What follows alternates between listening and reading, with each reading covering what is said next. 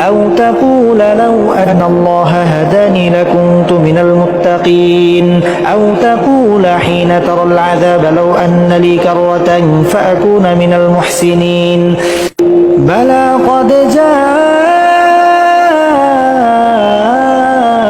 جاءتك آياتي فكذبت بها واستكبرت وكنت من الكافرين ويوم القيامة ترى الذين كذبوا على الله وجوههم مسودة أليس في جهنم مثوى للمتكبرين وينجي الله الذين اتقوا بمفازتهم لا يمسهم السوء ولا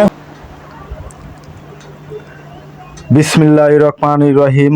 আসসালামু আলাইকুম দর্শক ভাই বোনেরা, আশা করি আপনারা সকলেই ভালো আছেন। আলহামদুলিল্লাহ, আল্লাহর অশেষ রহমতে আমিও ভালো আছি। আজকে আপনাদের সাথে দেখা হয়েছে আমার একটা ভিডিও নিয়ে, যে বাণী আমরা হযরত মুহাম্মদ সাল্লাল্লাহু আলাইহি সাল্লামের উপরে নাজিল হয়েছেন সেই বাণী আপনাদেরকে শোনাবো। আমাদের এই যে রমজান গেল 2024 সালে, সেই রমজানে কোনো একদিন রাতে এক তারাবির একটি কোরআন তেলাওয়াত, মধুর বাণী, মনে হয় আল্লাহর কোরআন জীবন্ত, আল্লাহর জমিনে আসমান থেকে নাজিল হতেছে আবার নতুন করে। তাহলে আপনাদেরকে সেই ভিডিওটা শোনাবো। আপনারা ধৈর্য সহকারে সকলে মিলে দয়া করে ভিডিওটি শুনবেন। কোরআন তেলাওয়াত, আপনাদের মন খারাপ থাকলে ভালো হয়ে যাবে ইনশাআল্লাহ।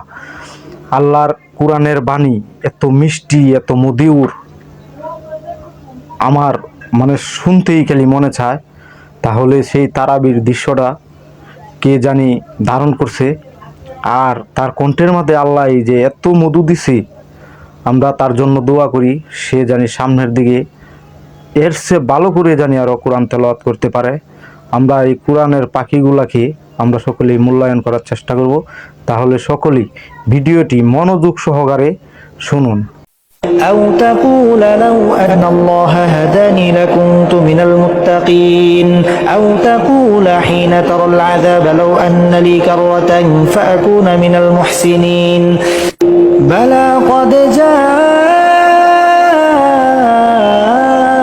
جاءتك آياتي فكذبت بها واستكبرت وكنت من الكافرين ويوم القيامة ترى الذين كذبوا على الله وجوههم مسودة أليس في جهنم مثوى للمتكبرين وينجي الله الذين اتقوا بمفازتهم لا يمسهم السوء ولا هم يحزنون الله خالق كل شيء وهو على كل شيء وكيل له مقاليد السماوات والأرض والذين كفروا بآيات الله أولئك هم الخاسرون قل أفغير الله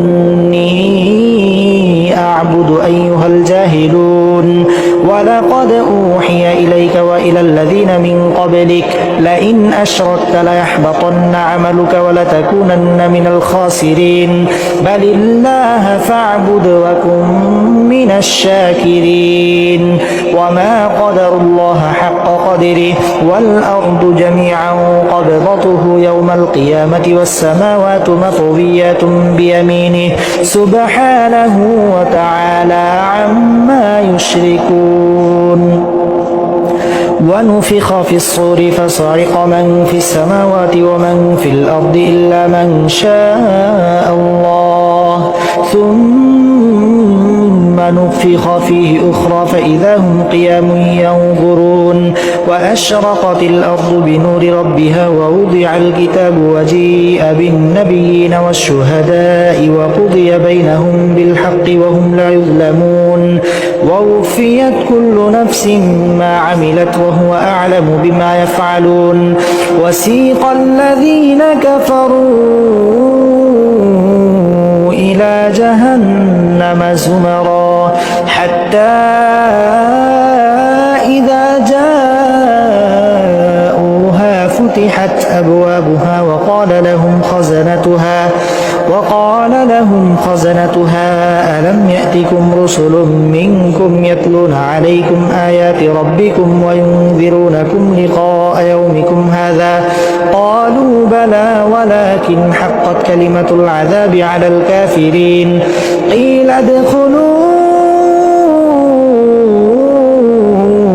أبواب جهنم خالدين فيها فبئس مثوى المتكبرين وسيق الذين اتقوا ربهم إلى الجنة زمرا حتى إذا جاءوها وفتحت أبوابها وقال لهم خزنتها سلام عليكم طبتم فادخلوها خالدين وقالوا الحمد لله الذي صدقنا وعده وأورثنا الأرض نتبوأ من الجنة حيث نشاء فنعم أجر العاملين وترى الملائكة حافين من حول العرش يسبحون بحمد ربهم وقضي بينهم بالحق وقيل الحمد لله رب العالمين। ভিডিওটি শুনতেই পারলেন আল্লাহর কোরআন কত মধুর, ঠিক না? তাহলে দয়া করে ভিডিওটি বেশি শেয়ার, লাইক, কমেন্ট করে দিবেন, চ্যানেলটি সাবস্ক্রাইব করবেন, বেশি করে শেয়ার করবেন। আল্লাহ জানি যে বাইটা কোরআন তেলাওয়াত করছে তাকে জানি আল্লাহ এর চেয়ে ভালো করে কোরআন তেলাওয়াত করার জানি তৌফিক দান করে। আমরা সকলে বলে আমিন। তাহলে আল্লাহর কোরআন শুনলে খালি সারাদিন সারা রাত শুনতেই মনে চাবে। আর কাফেরেরা বলে এটা নাকি মানুষদের বানানো।